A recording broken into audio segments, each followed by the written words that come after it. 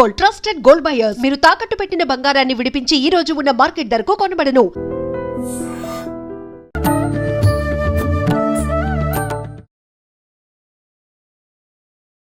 నమస్కారం, welcome to I dream. ధర్మ మార్గం విత్ విజిత కార్యక్రమానికి స్వాగతం.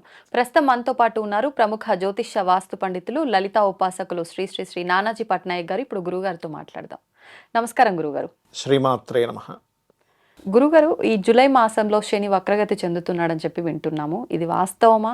అంటే మనం కొన్ని గ్రహాల మార్పుల వల్ల రకరకాల ఇబ్బందులు జరుగుతుండడము అనేది మనం చూస్తూ వస్తున్నాం ఇప్పటి వరకు కూడా.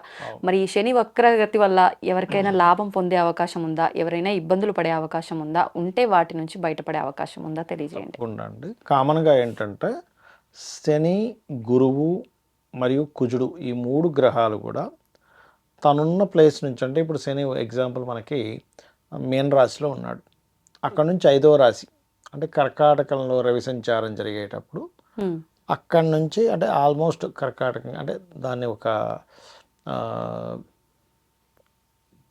5 రాశిస్ దాటిన తర్వాత నుంచి వక్రగతి స్టార్ట్ అయ్యి మళ్ళీ అది 9వ రాశిలోకి వచ్చినప్పుడు తను అదున్న గ్రహం నుంచి వృశ్చికంలోకి వచ్చేసరికి వక్రగతి ఉండి తర్వాత పోతుంది.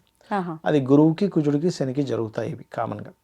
బుధ శుక్రులు ఏంటంటే సర్వసాధారణంగా అది ఉండే డిస్టెన్స్ని బట్టి ముందో వెనకో వక్రిస్తాయి. రవిచంద్రులు అయితే ఎప్పుడు వక్రించరు. రాహుకేతువులు ఛాయాగ్రహాలు కాబట్టి ఎప్పుడు రిట్రోలోనే తిరుగుతుంటాయి. ఇందులో కర్మకారకుడు అంటారు శనిని. ఈ కర్మకారకుడి విషయంలో అందరికీ ఏంటంటే అనవసరమైన భయాలు ఉన్నాయి. అది ఇచ్చే ప్లస్ ఎవరికి తెలియదు. ఎంతసేపు శని ఇచ్చే మైనస్నే అనుకుంటారు. ఎలాగా? లేట్, ఆటంకాలు, దారిద్రము, రోగాలు, వీటి గురించి అనుకుంటారు. కానీ శాటర్న్ అనేటువంటి గ్రహం ఏదైతే ఉందో, మీకు ఎన్ని యోగాలు ఉన్నా, చాలా రకాల యోగాలు చెప్పుకుంటాం. గజకేశ్రీ యోగం అంటాం, బుధాత్య యోగం అంటాం, అమల యోగం, విమల యోగం, లేకపోతే అనఫా, సునఫా యోగాలు చెప్పేసుకుంటాం. ఇవన్నీ ఉన్నాయా? చెప్తాయనండి. ఇన్ని యోగాలు ఉన్నా కూడా ఆయుష్ అనేది ఉంటేనే కదా ఇన్ని యోగాలు అనుభవించాలి. మీరు గొప్ప ధనయోగ జాతకుడు పుట్టాడు, ఆయుష్ లేదు, ఏం చేసుకుంటాం? అదే కదా. అలాంటి ఆయుష్ని ఇచ్చేటువంటి గ్రహం ఏదైనా ఉందంటే అది మొట్టమొదటిగా శని. శాటర్న్ బాగుంటేనే, శాటర్న్ అనుగ్రహం ఉంటేనే ఆయుష్ ఉంటుంది. అదర్వైజ్ నో ఆయుష్ మనిషికి. దీర్ఘాయుద్ధాయం. అందుకే చూడండి, ఎవరికైనా జాతకంలో అష్టమంలో శని ఉన్నాడా దీర్ఘాయుద్ధాయం అంటారు. అష్టమ శని దీర్ఘాయుద్ధాయాన్ని ఇస్తాడు. సో మొట్టమొదటిగా మనం తెలుసుకోవాల్సిన ప్లస్ పాయింట్స్ ఏంటి శాటర్న్ అంటే? ఆయుష్. తనకు వచ్చిన పోర్ట్ఫోలియోస్ ఏమిటి ఆస్ట్రాలజీలో? Natural 10th and natural 11th lord. 10 అంటే ప్రొఫెషన్. ఎవరికైనా సక్రమంగా సకాలంలో ఒక 20 దాటగానే 20-25 25 ఏళ్ల వయసులో ఆ వ్యక్తి సెటిల్ అయ్యాడంటే శాటర్న్ వల్లే సెటిల్ అవుతాడు. బిజినెస్లో అద్భుతమైన స్టేజ్కి వెళ్తున్నా అంటే శాటర్న్, మెర్క్యూరీ బాగుంటేనే వెళ్తాడు. ఎందుకంటే 11th లార్డ్ ఆయన, లాభాలు. కాబట్టి ఎంతసేపు దారిద్రం, అమ్మో శని పట్టుకుందా, వీడి శనిగాళ్ళ తగులుకున్నాడు, ఇవన్నీ చాలా పెద్ద దోషాలు అలా అనుకోవడం వల్ల. ఆయన పట్టుకోవడం ఏంటి? ఆయన ఇంకేం పని పట్టలేదా? మీరు చేసుకున్న కర్మ వల్ల శాటర్న్ ఆ పొజిషన్లో ఉండి ఆ కర్మను అనుభవిస్తున్నారు. ఆయన కేవలం కర్మకారకుడు మాత్రమే. ఆయనకేం పని కట్టుకుని మన మీద కోపమో, ద్వేషమో, ఇష్టమో ఏమీ ఉండవు. మీకు ఇచ్చే రిజల్ట్ ఏమి ఇవ్వాలో ఆయన అది ఇస్తూ ఉంటాడు. అది ప్రధానంగా గుర్తుపెట్టుకోవాలి.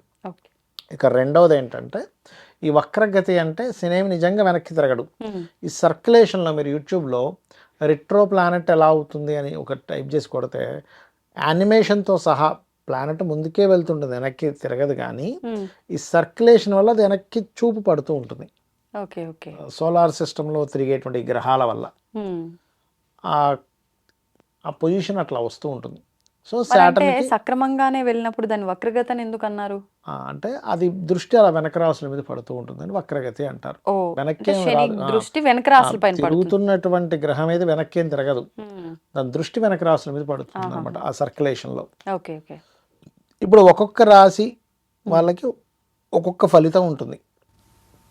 ముందుగా మనం మేషం చూసుకుంటే కనుక ఇప్పుడు ఆల్రెడీ వాళ్ళకి 12వ స్థానంలో ఉన్నాడు. ఇప్పుడు ఏం చెప్తారంటే 12లో ఏలినాటి శని ప్రారంభమైంది కాబట్టి అయ్యా మీరు ఇన్వెస్ట్మెంట్ చేసేటప్పుడు జాగ్రత్తగా ఉండండి అంటాం. ఈ వక్రగతి వల్ల ఏలినాటి శని ప్రభావం తగ్గుతుంది మేషం వారికి. అలాగే ఈ వక్రగతి వల్ల ఏదైనా కొత్త పరిచయాలు ఏర్పడడం, కొన్ని అగ్రిమెంట్స్ ఏర్పడడం, ఇట్లాంటివన్నీ కూడా జరుగుతాయి.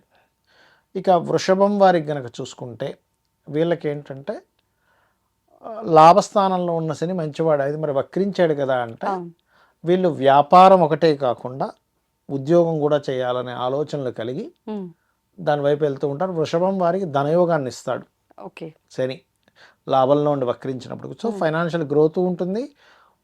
వ్యాపారం ఒకటే కాకుండా ఉద్యోగంలోకి వెళ్తారు. ఉద్యోగంలో కొంత స్ట్రెస్ కూడా ఉంటుంది. ఓకే. ఓకే. ఇక మిథునం వారికి కనుక చూసుకుంటే ఉద్యోగరీత్యా ఉన్న ప్రదేశం నుంచి వేరే ప్రాంతాలకు వెళ్తే లైఫ్ అనేటువంటిది బాగుంటుంది. కొంత లైఫ్లో కొన్ని ఒడిదుడుకులు చూడడం వల్ల కొంత స్ట్రాంగ్ కూడా అవుతారు. అంటే బాగున్నప్పటికీ ఉన్న దగ్గర ఇంకో దగ్గర వెళ్తే ఇంకో బెటర్గా దగ్గరికి ఉంటుంది. వెళ్తారు. ఇంకొక అంటే ఉన్న ప్లేస్లో వెతుక్కుంటూ కూర్చుంటే రాదు ఇప్పుడు ఉద్యోగం వీళ్ళకి. ఇతర ప్రాంతాలకు వెళ్తేనే కొంతమంది చూడండి ఇక్కడ ఉన్నారు, హైదరాబాద్లో ఎంతకాలం వెతికినా అవ్వట్లేదు, బెంగళూరు వెళ్తాడు, ఢిల్లీ వెళ్తాడు, బాంబే వెళ్తాడు. అట్లా వేరే ప్రాంతానికి వెళ్తే వాళ్ళ పర్సనల్ చార్ట్లో కూడా వారికి గనక ఈ రకంగా ఇంకో ప్రాంతానికి వెళ్తే సక్సెస్ అవుతారని ఉంటే 9-10 కనెక్టివిటీ, 12-10 కనెక్టివిటీస్ అని ఉంటాయి. అలా ఉన్నప్పుడు వీళ్ళు ఖచ్చితంగా ఇంకో ప్రాంతానికి షిఫ్ట్ అవ్వడం వల్ల మాత్రమే వీళ్ళు సక్సెస్ అవుతారు. ఓకే. అలాగే కర్కాటకం వారికి ఇప్పుడు ఆల్రెడీ మొన్న 2 నెలల క్రితం వరకు కూడా అమ్మయ్య అష్టమశని అయిపోయింది అనుకుంది, మళ్ళీ వెనక్కి వస్తుంది అష్టమశని. అష్టమశని వచ్చినప్పుడు ఏమవుతుందంటే సర్వసాధారణంగా నిందలు లేట్ అవ్వడం జరుగుతూ ఉంటాయి. అంతకు మించి మరొకటి ఏం కాదు. ఎక్కువగా నిందలు పడటము, కొంచెం కొత్త ఇన్వెస్ట్మెంట్స్ కూడా చేస్తారు అష్టమశనిలో, కొంచెం చూసుకొని చేయాలి. విదేశీ యోగం కూడా ఇస్తాడు కర్కాటక లగ్నానికి వక్రించిన శని. ఓకే. ఓకే. అలాగే ఎందుకంటే ఇక్కడ సప్తమాధిపతి అష్టమాధిపతి శని రాహుతో కనెక్ట్ అవుతున్నాడు. ఇక సింహం వారికి కనుక చూసుకుంటే ఇక్కడ అష్టమశని ఉన్నది క్యాన్సిల్ అవుతుంది. ఇక్కడ కర్కాటకం వారికి ఏమో అష్టమశనిలోకి వెళ్తుంది, అష్టమశని ఉన్నటువంటి రెట్రోలో వెనక్కి వెళ్ళిపోతుంది. కాకపోతే లగ్నంలో కేతు ఉన్నాడు వీళ్ళకి, సప్తమంలో రాహు ఉండి శని వచ్చి ఎప్పుడైతే కలుస్తున్నాడో ఇది ఇచ్చేటువంటి రిజల్ట్ ఏమిటి అంటే ఇక్కడ పర్టికులర్గా కొంచెం వివాహము, జీవిత భాగస్వామితోని లేకపోతే పార్ట్నర్స్తోని కొంత జాగ్రత్త వహించాలి. ఇది ప్రధానంగా చూసుకోవాల్సినటువంటి అంశం.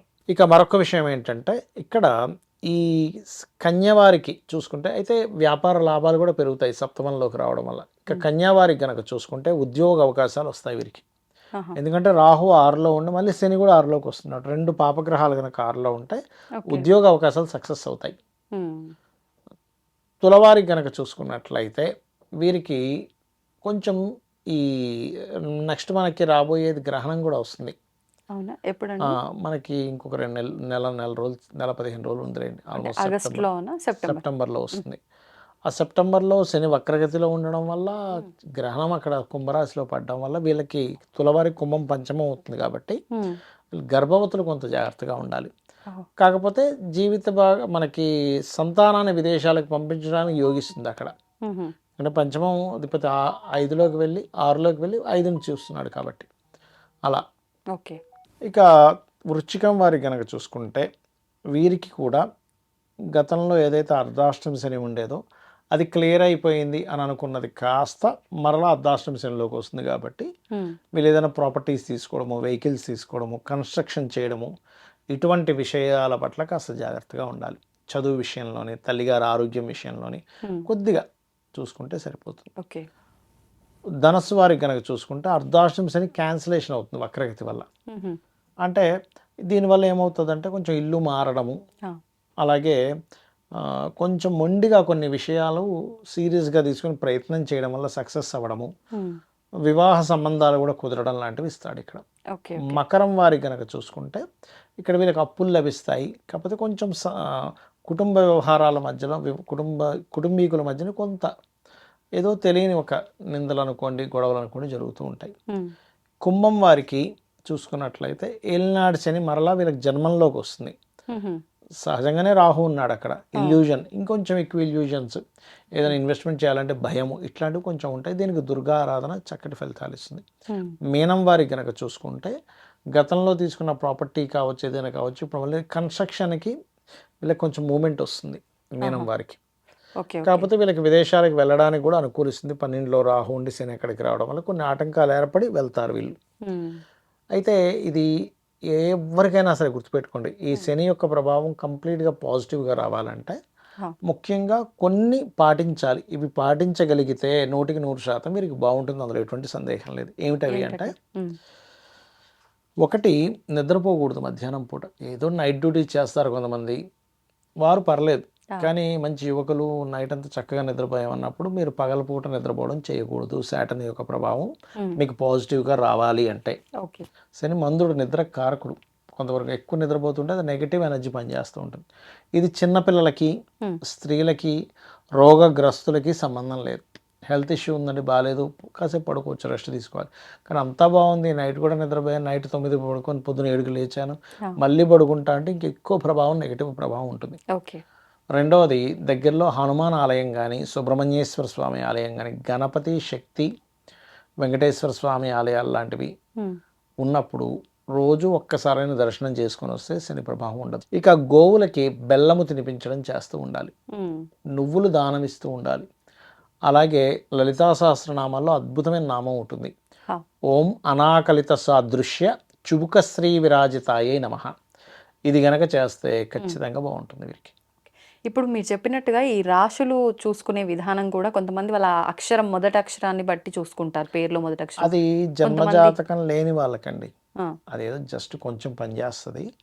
వాళ్ళ పేరు పిలవగా ఆ రాశికి సంబంధం ఉంటుంది కాబట్టి వాళ్ళు ఆ రకంగా చూసుకుంటారు. కానీ పర్టికులర్గా వాళ్ళ డేట్ ఆఫ్ బర్త్ బట్టి వాళ్ళది ఏ రాశి అని చూసుకోవడమే కరెక్ట్.